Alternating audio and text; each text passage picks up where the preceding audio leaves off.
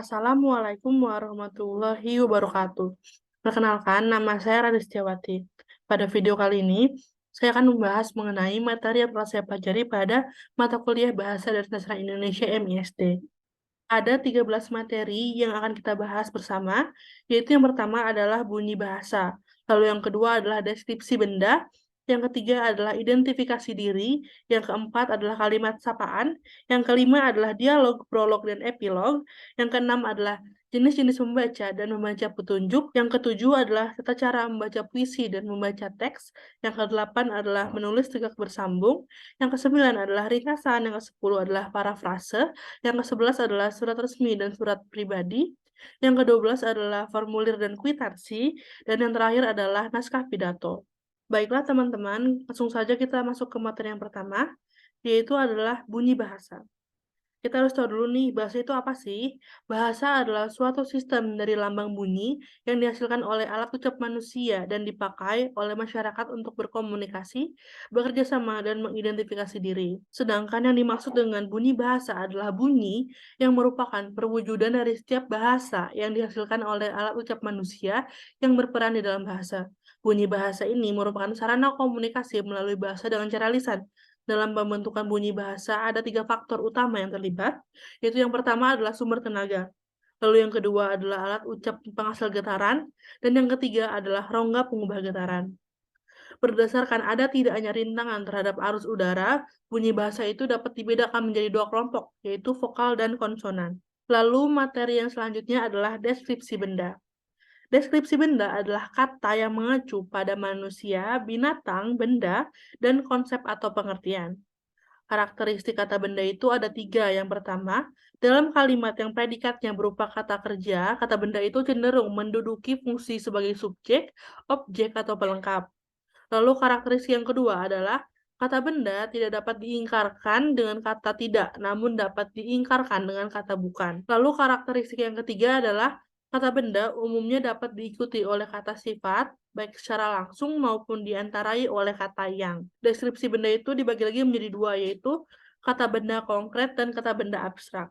Kata benda konkret adalah kata yang menyatakan nama dari benda-benda yang wujud bendanya itu kelihatan, tampak, dan dapat ditangkap oleh panca indera. Contohnya itu seperti baju, bola, buku, binatang, mobil, dan sebagainya. Sedangkan yang dimaksud dengan kata benda abstrak adalah kata yang menyatakan nama dari benda-benda yang wujud bendanya itu tidak terlihat, tidak tampak, dan tidak dapat ditangkap oleh panca indera. Contohnya seperti keyakinan, keuntungan, kekayaan, udara, ilmu, kebaikan, ide, dan lain sebagainya. Materi yang ketiga adalah identifikasi diri. Identifikasi diri adalah tanda kenal diri atau jati diri. Dalam identifikasi diri, ada yang dinamakan dengan penulisan nama diri. Lalu apa sih nama diri itu? Nama diri adalah kata yang dipakai untuk menamai orang, tempat, atau sesuatu, termasuk konsep atau gagasan. Penulisan nama diri itu dibagi lagi menjadi 3, yaitu menuliskan nama diri dengan status sosial, menuliskan nama diri dengan gelar akademik, dan yang terakhir adalah menuliskan nama diri dengan gelar kekerabatan. Materi yang keempat adalah kalimat sapaan. Lalu apa sih kalimat sapaan itu? Kalimat sapaan adalah kalimat yang digunakan untuk menegur sapa orang yang diajak berbicara atau menggantikan nama orang ketiga. Ciri-cirinya itu adalah sesuai dengan situasi dan kondisi percakapan dan dipengaruhi oleh adat istiadat dan status. Dalam kaidah penulisannya, yang pertama adalah huruf awal kata sapaan ditulis dengan huruf kapital. Yang kedua, apabila diikuti nama diri, sapaan dapat disingkat atau ditulis lengkap. Yang ketiga, bentuk sapaan singkat dapat dipakai jika tidak disertai nama diri.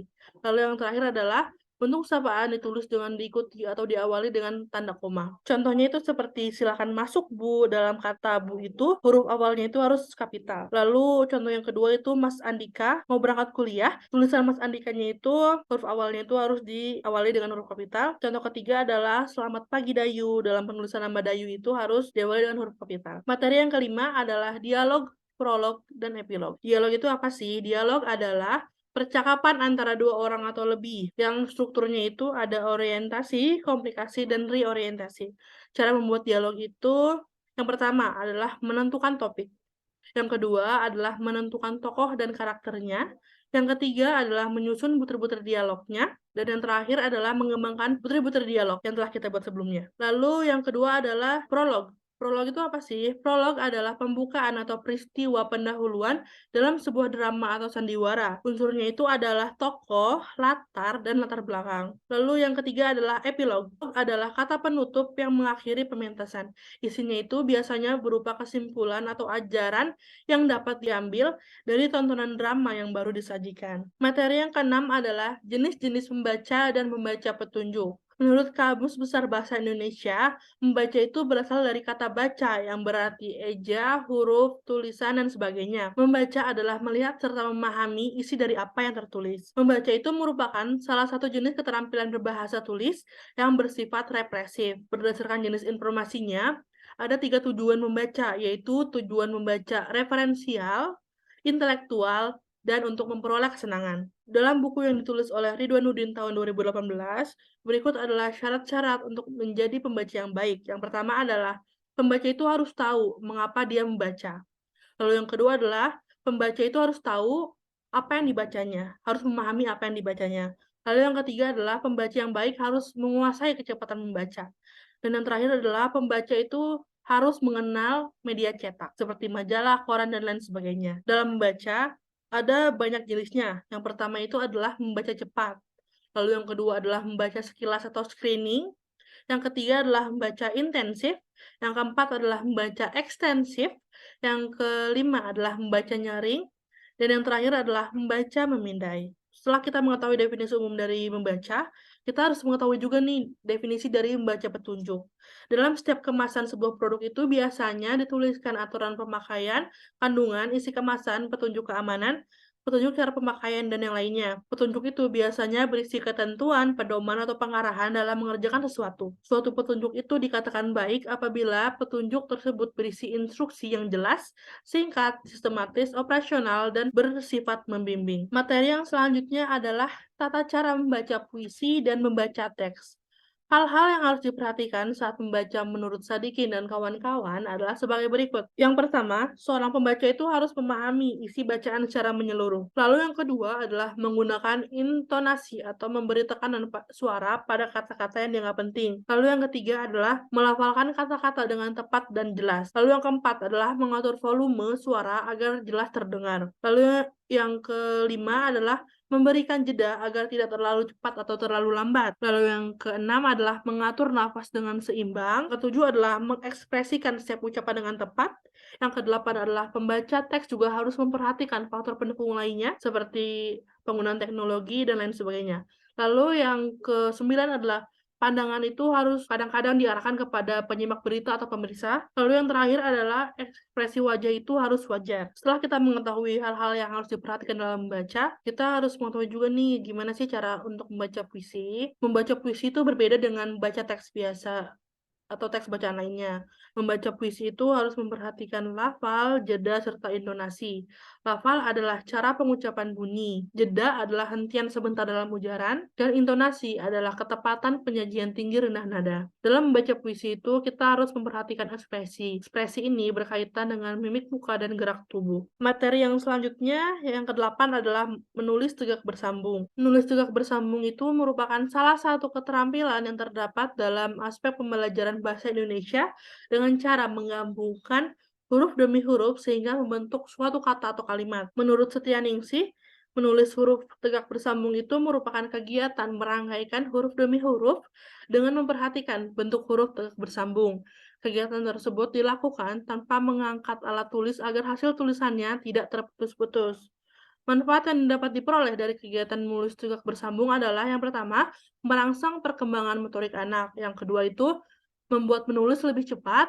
Yang ketiga adalah tulisan yang dihasilkan akan lebih indah dan lebih rapi. Menulis tegak bersambung itu memiliki langkah-langkah. Yang pertama adalah pemegangan pensil. Posisi tegak tidak miring ke kiri maupun kanan. Yang kedua, siswa menuliskan huruf dengan benar. Lalu yang ketiga adalah penulisan setiap huruf itu secara benar, yaitu tegak lurus dengan tidak miring ke kiri dan ke kanan. Yang terakhir adalah ukuran huruf, atas dan bawah itu dituliskan hingga menyentuh garis. Materi yang selanjutnya adalah ringkasan. Ringkasan adalah penyajian bacaan dalam bentuk singkat dengan memperhatikan urutan isi dan sudut pandang.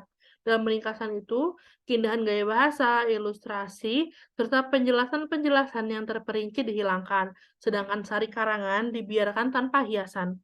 Tujuan ringkasan adalah untuk memahami dan mengetahui isi sebuah buku atau teks secara singkat. Langkah-langkah dalam menyusun ringkasan yang pertama adalah membaca naskah asli. Yang kedua adalah mencatat gagasan utamanya. Yang ketiga adalah membuat reproduksi tulisannya. Dan yang terakhir adalah ketentuan tambahan, seperti bahasa harus padat, tidak bertele-tele, dan sebagainya. Materi yang ke-10 adalah parafrase. Menurut Kamus Besar Bahasa Indonesia, parafrase adalah pengungkapan kembali suatu tuturan dari sebuah kegiatan atau macam bahasa menjadi tuturan yang lain tanpa mengubah inti dari ungkapan tersebut. Ayulinda dalam Usman menyatakan bahwa parafrase adalah istilah linguistik yang berarti pengungkapan kembali suatu konsep dengan cara lain dalam bahasa yang sama namun tanpa mengubah maknanya. Langkah-langkah yang dilakukan dalam membuat parafrase adalah yang pertama, membaca dan memahami secara keseluruhan suatu karya sastra. Yang kedua adalah memahami jenis perubahan yang akan dilakukan. Dan yang terakhir adalah mengungkapkan kembali dengan redaksi bahasa dan bentuk yang berbeda. Dalam contoh parafrase, kita itu dapat memparafrasekan puisi menjadi prosa, memparafrasekan cerita anak prosa menjadi puisi, dan memparafrasekan naskah drama menjadi prosa atau cerita. Dalam memparafrasekan puisi menjadi prosa, ada dua metode parafrase puisi, yaitu parafrase terikat dan tidak terikat. Sedangkan dalam memparafrasekan cerita anak prosa menjadi puisi, sebenarnya hampir sama dengan memparafrase puisi menjadi prosa. Namun, ada kekhususan dalam hal pemilihan kata saat membuat puisi. Langkah ini sangat penting karena pilihan kata itulah yang memberi jiwa pada puisi. Kata-kata yang dipilih itu harus mampu mewakili kreativitas atau imajinasi penulisnya. Selain itu, fokusnya itu masih tetap pada komponen kepadatan atau ketepatan kata. Contoh yang ketiga adalah memparafrasekan naskah drama menjadi prosa atau cerita. Pada naskah drama, kita itu harus memperhatikan unsur-unsur berikut. Yang pertama adalah memahami setting atau latar cerita. Yang kedua adalah memahami dialog atau ambil simpulan secara menyeluruh. Dan yang terakhir adalah memahami penjelasan tentang tokoh yang ada di dalam kurung. Materi yang ke-11 adalah surat resmi dan surat pribadi. Surat resmi adalah surat yang digunakan untuk kepentingan resmi, baik perseorangan, instansi, maupun organisasi.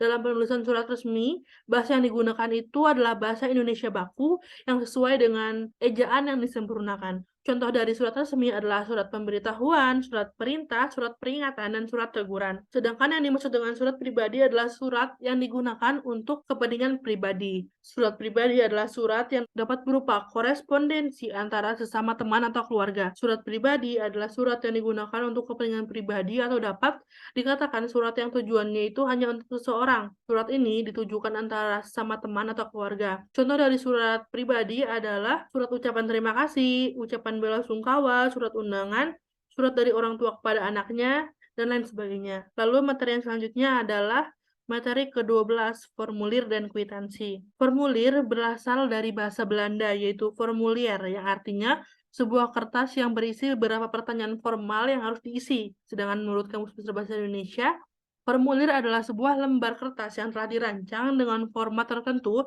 dan berisi kolom-kolom yang harus diisi oleh seseorang untuk keperluan administrasi, pendaftaran, atau pengajuan. Contohnya itu adalah formulir pendaftaran, formulir anggota, formulir kartu atau wesel pos, formulir daftar riwayat hidup, dan formulir slip tabungan. Setelah kita mengetahui mengenai formulir, kita juga harus mengetahui nih tentang apa itu sih kwitansi. Kwitansi adalah bukti transaksi penerimaan atau penyerahan uang secara tunai.